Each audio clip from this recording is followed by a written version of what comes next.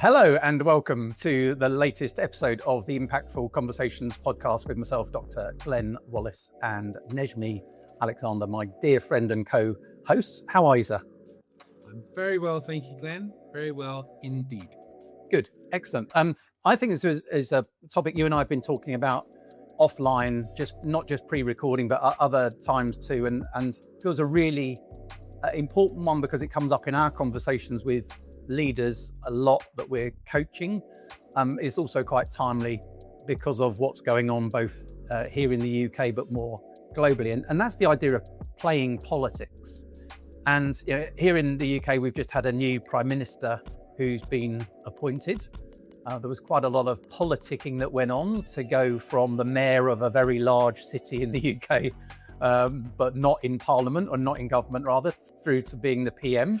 That's a debate for another podcast, not ours. But and equally, we're not going to talk about the politics of the situation or of the country. We are definitely not. That's a minefield we definitely don't want to open. But really importantly, you and I have both recognised that very often, I mean, very, very frequently, when you're working with senior execs or people that are stepping up into senior roles, the idea of politics with a small p raises its head, I would say almost more times than it doesn't. I don't know if you'd agree, but I think it's such a common area for discussion when coaches like you and I are working with leaders. Without a doubt. I mean, we're the trigger for this conversation is politics in a public scene, right? But actually, every organization under the sun, if you're seeing some change at the top, how quickly you see, other leaders around you maybe jockeying for position, jockeying for influence, which is an important word in this conversation. It affects everyone, certainly in a senior leadership domain. And often when working with, senior leaders, this word politics often comes up as a bit of a dirty word. Right. And like it's something that people feel allergic to. Maybe they don't want to play politics, and that often comes up as a bit of a conversation. But it is, I would say, the other side to the coin around this dirty word of politics is influence, right? And that's not a dirty word, right? That's a really important aspect of any leadership role, responsibility, identity. And so I think that's a really interesting space that we find ourselves in, right? If you look at the one side of the coin, it's something we don't want to do as leaders. And if you look at the other side of the coin, it's something that we must do. And sometimes that we really, really, want to do too. And I think that's a really interesting exploration. Why do we feel that politics, again, with a small p, is to be, considered a dirty word? Yeah, it's interesting, and I genuinely hadn't thought about this, but some of it I think is buried in growing up as a child, and just playing off one parent against another, or playing off one adult against themselves to sort of try and get the result that you want. And we would all recognise that, either if we've had children or if you've ever been a child, assuming that's 100% of our audience, that you will remember doing that or observing that, in a classroom, in a home setting. And when you see somebody else do it, particularly if there's a negative impact on you, as the person not doing the politics, that I think is perhaps where that it even starts, is that manipulative. It's the sort of the manipulation of people. And I think that's why it feels like a dirty word. Influencing, I think the reason this is such a great topic and why it comes up so often and why coaching is so effective for it is that it's one of those concepts that very often you help people completely change their minds about by simply saying, let's drop the word politics because of all the things that are associated with it, both in the way that we're talking about it, but also with the big P, politics. So let's just drop the word altogether and reframe it as influencing. And once you do that, people you can see their shoulders drop and kind of go, oh, okay, I can play that game, and I can learn that skill set. That's really important, by the way. I think people who are really good at this, some people are born with it, but mostly it's learnt. And I think that's, I don't know if you'd agree, but I think those are the 2 or 3 things for me around the genesis of the word politics and why it has all the negative associations that it does, and how we can help people reposition it. Yeah, I would agree, and I think it's really interesting in and of itself. I like that it's a concept that you can just, in a space of a conversation, change your point of view around it, and then that opens up completely different ways in which you lead, ways forward. I think what's underneath it is, at its core, the point is your behavior doesn't decide, whether it's politics or whether it's influence. It's your experience of it, within yourself that does. And so if you can shift your experience of it, then the behavior that is, more likely to deliver results and enable, influence within within your spheres, Yeah. then you're more likely to have the impact that you set out to play. Yeah, I agree. I'm gonna. I was thinking of asking you what, when you've seen politics being played well, what does that look like? But I'm actually going to. I think it's more fun to ask you the flip side of that question, which is when politics is played badly by leaders in organisations, and not just the most senior leaders, but anybody that's got influence. What does that look like for you? What are some of the worst versions of that? I mean, for me, as soon as you said that, the major watchword that came up in my mind was trust. Like when someone doesn't demonstrate trustworthiness, which might mean saying one thing in a particular setting and then acting or saying another that is completely, counter to that outside of that setting.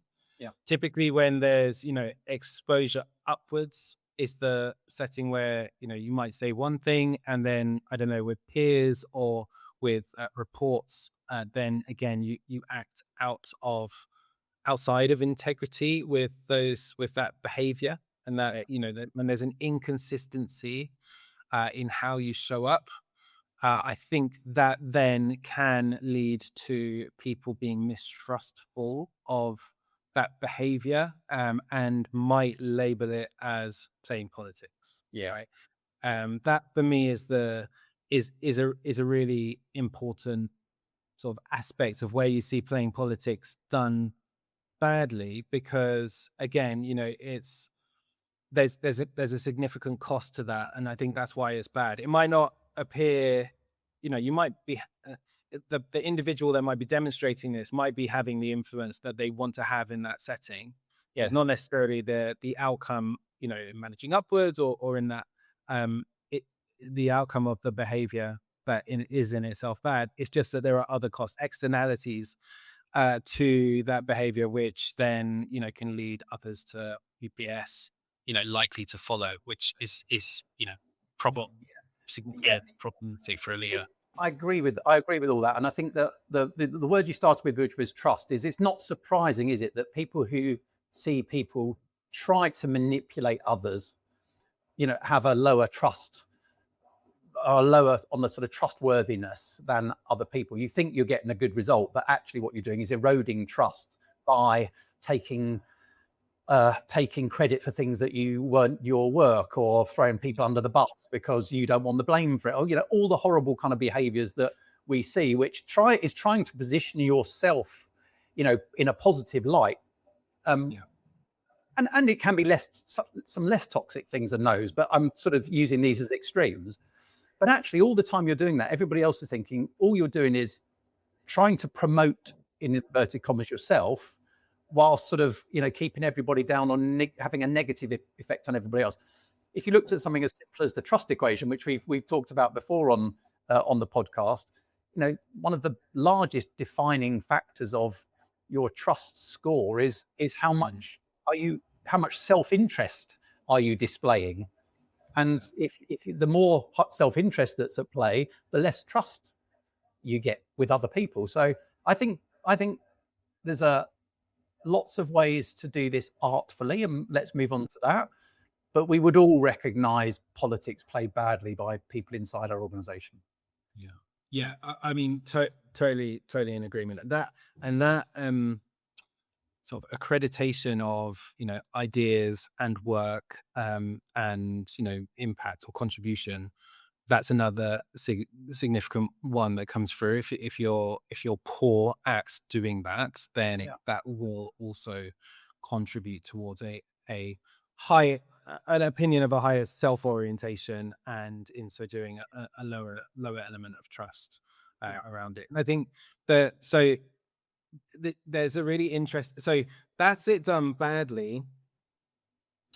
I would also say that refusing to play, this idea of refusing to play politics, is also doing it badly, just in a very, very different way, right? So often, when in coaching conversations, this will come up. It's come up for me myself in my own career. This idea of sort of being allergic to the idea of playing politics, and therefore, not wanting to play, not wanting to maybe stand behind the work that you have genuinely, done and delivered, for fear of being perceived as being political, Mm. or or any other ways in which it can show itself of not stepping forward and having influence, when actually that is what's required of you to be successful as a leader. Yeah. Uh, Feeling very within yourself, and acting within yourself in avoidance of that, fear or concern, is also doing it badly, Yeah. because that you absolutely, like, taking taking the concept of politics outside of it and replacing it with influence, that sort of positive reframe that we spoke about earlier on, that is a part of your job.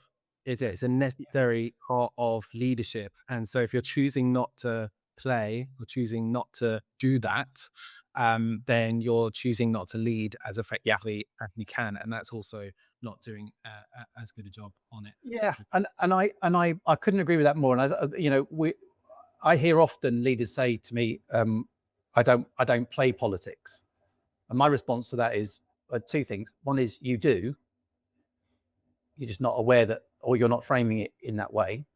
And if you choose not to play, you will limit the progress that you're going to have in your career, because to your point, it's actually it's not very helpful, I think, to call it politics. It's much easier to, it's much more um, developmental. It's much more optimistic, and uh, sometimes a growth element to it to call it influence. And what I mean by that is politics feels like a very specific set of skills, for very specific moments. Whereas actually, if you're really good at influencing, that's a transferable skill that you can use across your leadership, right?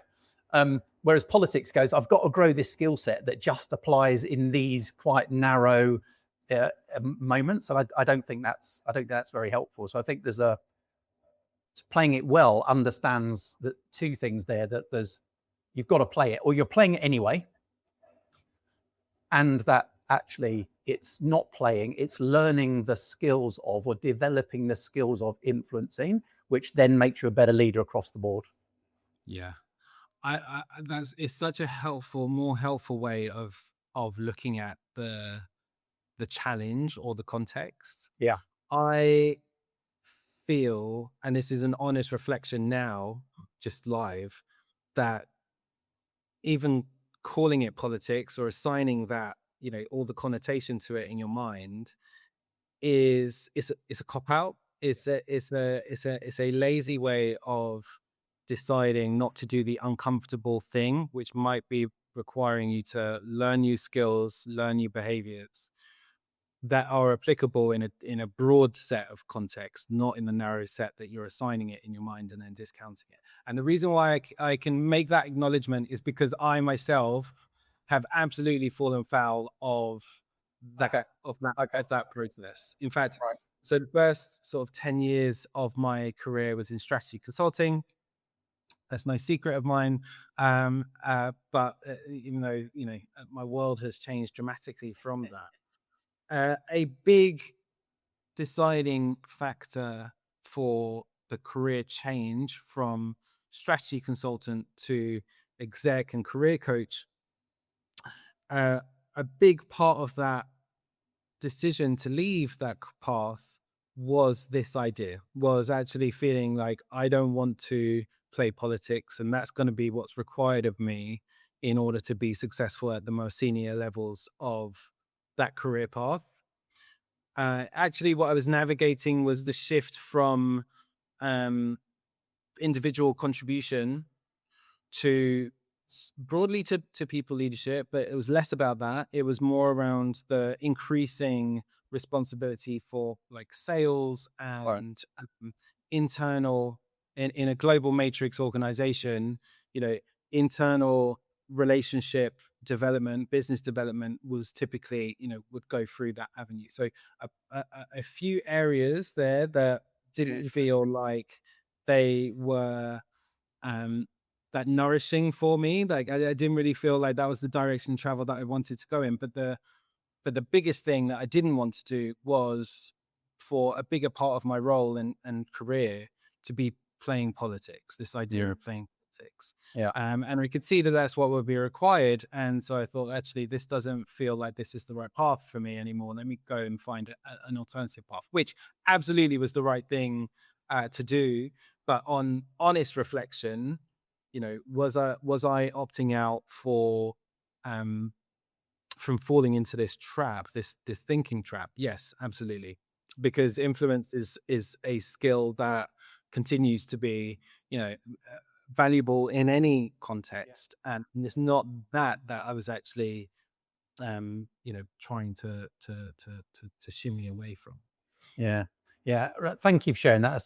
That's good of you to be so transparent with me, obviously, but also with the audience, who I'm sure will understand a lot of that and appreciate it, and also appreciate you sharing that, because there'll be lots of people listening to this, I'm sure, who will be having similar tussles with, whether they go or stay based on what they think are cultural things for the organization, rather than necessarily their own willingness to frame this in a different way. I do remember, that leads me to something which I remember back in 2008-9 reading a book called PQ. So if you remember, as I know what you will, the whole move towards emotional quotient, and this idea of EQ versus IQ, and leaders needing to have this rounded kind of people ability, I guess. But PQ is about political quotient, written by British author called Jo Owen, and I remember being in the room when she was talking about it,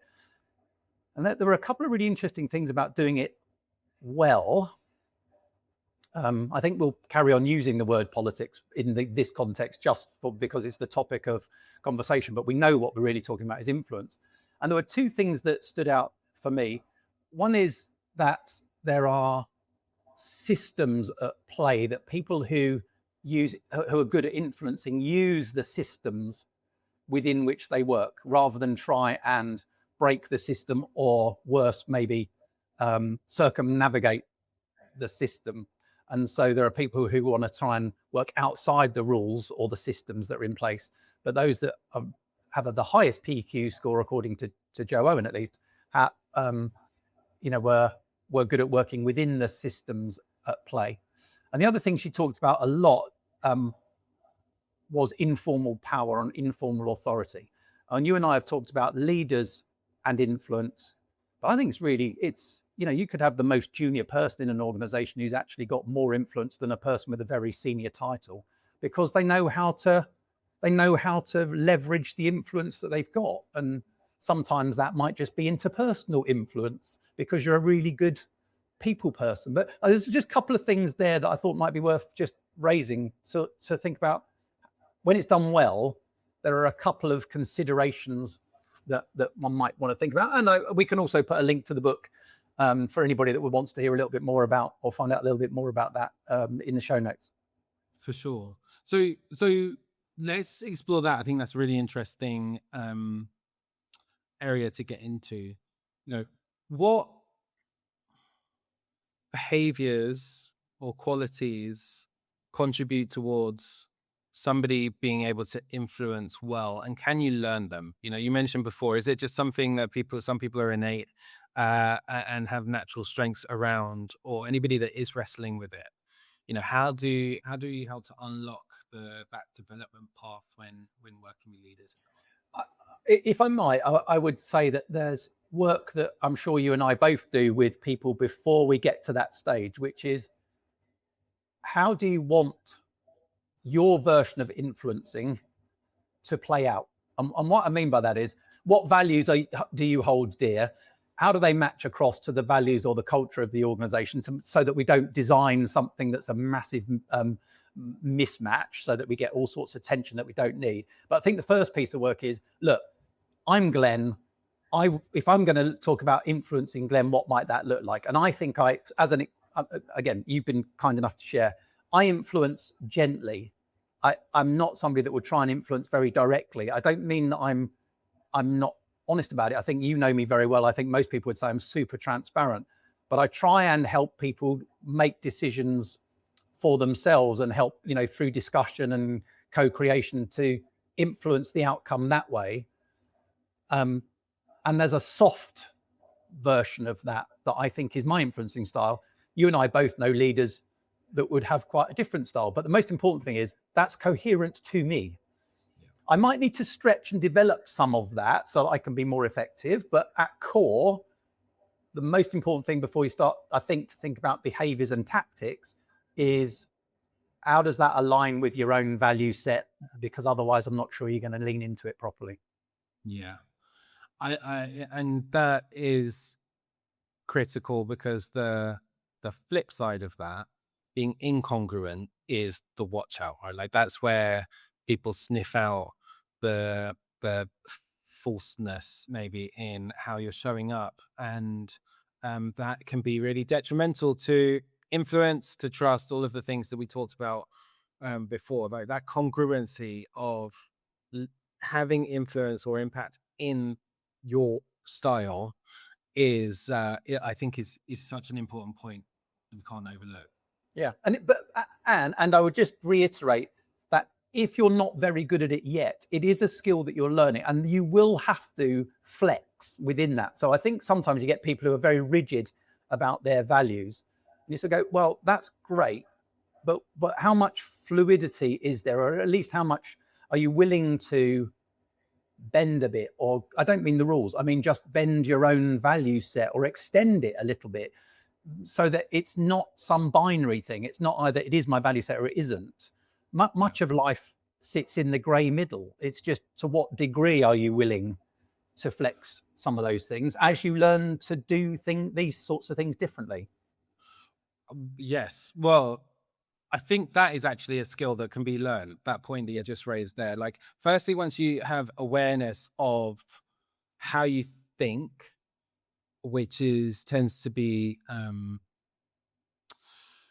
translated into the world through values, through the ideas that you value. They inform how you tend to think, and therefore how you behave. So once you're really aware of those things and what might be playing out in a given situation, the skill then is being able to apply that into your context in a way that serves the context, so that you don't have to act outside of your value set. But as you say, that flex around it is about application, like being very front-footed around thinking about, how does this situation fit in with, like, where can I find what works for me in this context? Yeah. An example of that might be, the for me, in the environment that I was talking about, the politics that I didn't want to play was actually around this idea of, I felt like the point of the work that I did was in service of the client. Like, I felt that a lot of my value in the work that I did came from doing a good job by the buyer, right?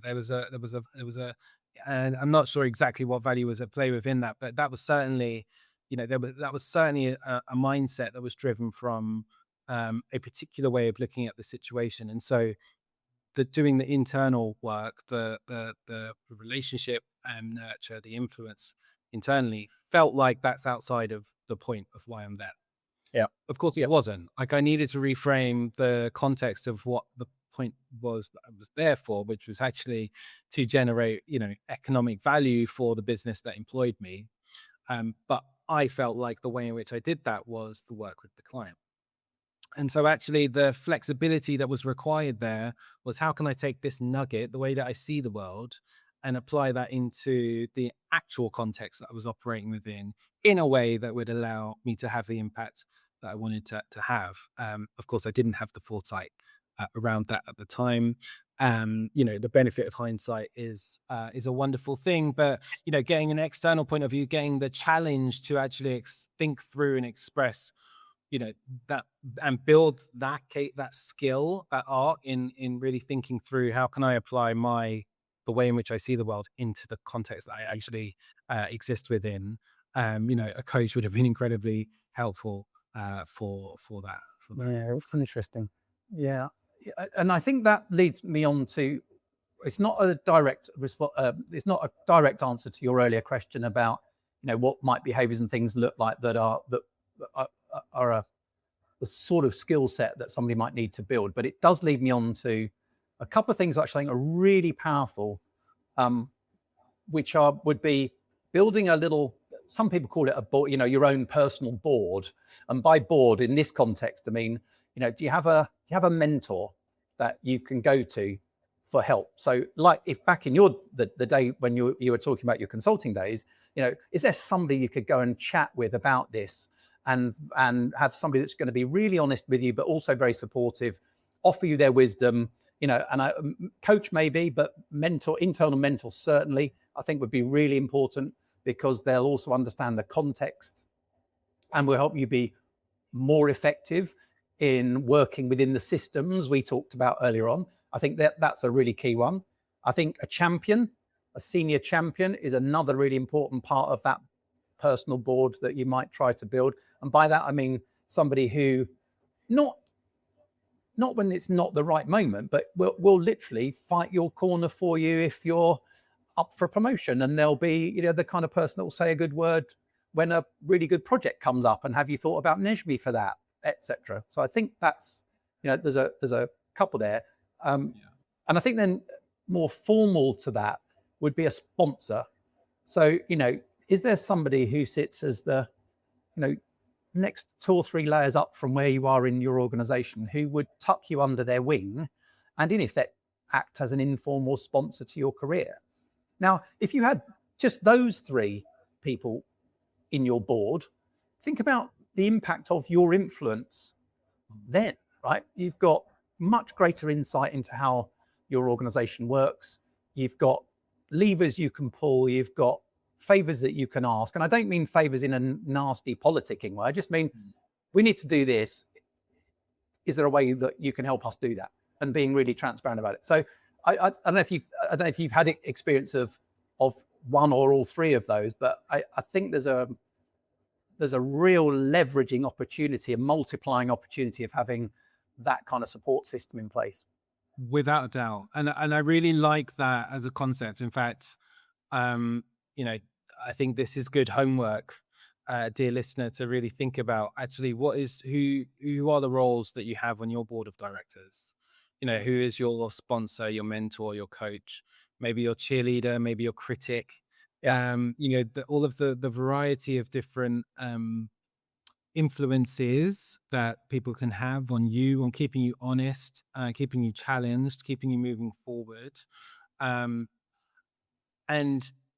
asking yourself who sits on those seats now, and actually where are there empty seats? Where do you not really have that coverage that would be incredibly valuable, and going after that, going in search of someone who can play that, informal or formal, if you have the systems in an organization that allows for it, roles to help you to build your influence, career, capital, leadership, because this stuff does move careers, right? Like, this does help you to move forward. And if yes, for giving visibility and giving foresight and opening doors and enabling things to actually happen, but also just to keep you honest about doing difficult things. I think often the idea that this topic around politics, and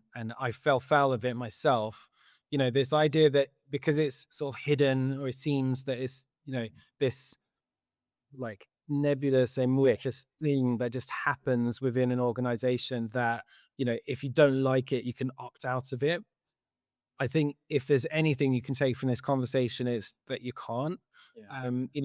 It's intrinsic in how, systems or leadership systems, organizations are constructed, and so to opt out is still a choice around it. So, um, you know, I think that there is uh, a really important role that others can play in helping you to keep doing challenging, uncomfortable, difficult things. Yes, in alignment with who you are as a person and as a leader. They're not telling you to, go ahead and just sort of become Machiavelli overnight. But this by building these muscles, it really does contribute towards, career capital.